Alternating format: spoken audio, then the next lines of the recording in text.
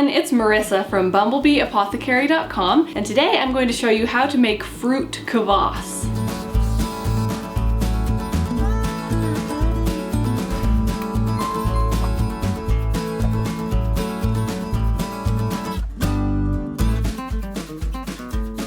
So the word kvass just means fermented drink, and fermented foods and fermented drinks are so important to having lots and lots of friendly bacteria going into us all the time, which is important for gut health, which I believe is important for the health of the rest of your body. And fruit kvasses can be a really nice introduction to fermented foods because they're not as tart or sour as some other ferments. So especially if you have kids or if any of you are new to making fermented foods, this is a really great thing to get started with because most people find it really delicious even before their gut bacteria has switched over to enjoying more of the sour and tart fermented foods. So it's super easy to put together. So let's jump in and I'm going to show you how to do it. To make fruit kvass, you can use just fruit or you can use a combination of fruit and vegetables. When you're choosing fruit to make ferments, you want to stay away from higher sugar fruits like strawberries and stick to lower sugar ones like berries can be really good. I'm going to be using raspberries this time, and then you can add ginger, you can even add garlic. I'm going to be adding some ginger to this one, and then you need 1 cup of whey and then filtered water. So I'm going to start off by adding my berries to my quart jar, and this recipe makes 1 quart. And then the next thing that I'm going to do is to grate up my ginger root. The amount that you use is really up to you. For fruits or vegetables, you want 1 cup, and then you can add as much or as little garlic and ginger as you want. You can kind of play around with the amounts and see what you like the taste of. So I'm going to go ahead and just start grating some of this.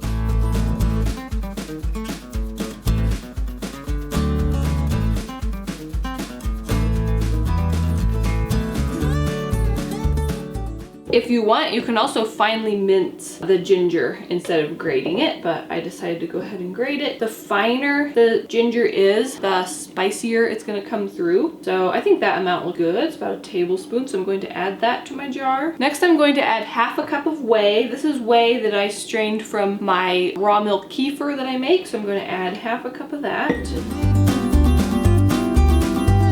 And then I'm just going to fill the jar to the shoulder. So the shoulder is on these wide mouth mason jars, or the narrow kind as well. It's where the jar comes up straight and then just first starts to curve. On the cups and ounces size, there's a little line at the top where it says 3 cups. I like to use that as a good mark for where the shoulder is on a jar. So I'm just going to fill up to that line.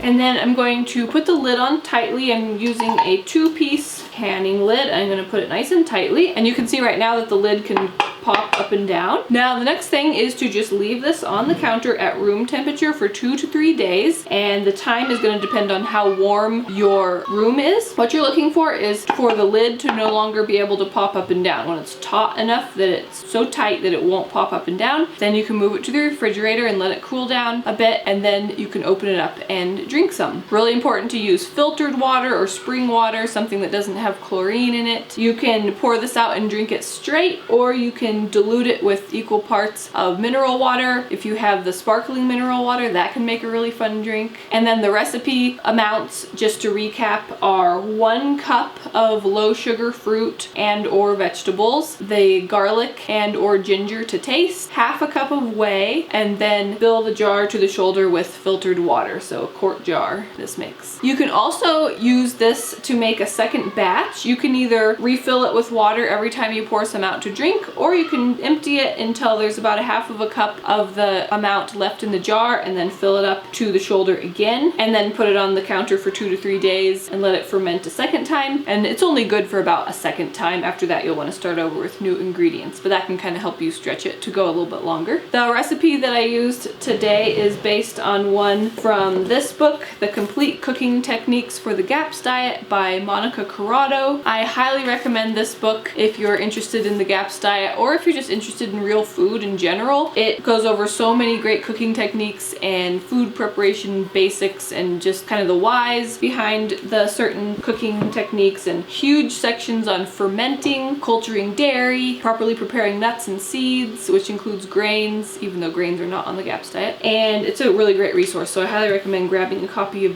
this if you're wanting to learn more about a lot of those cooking techniques. Okay, I hope that you enjoyed that recipe. I hope that you give it a try. If you do, let me know how you like it. Check out that description box for links to resources of where I like to buy a lot of the things that I use, as well as links to free ebooks and other goodies. If you did like this video, give it a thumbs up, share it with anybody else who you think would enjoy it. And if you're new to my channel, please hit that subscribe button. I get out 2 new videos every week on nourishing recipes and natural living. Thanks so much for watching. See you next time. Bye.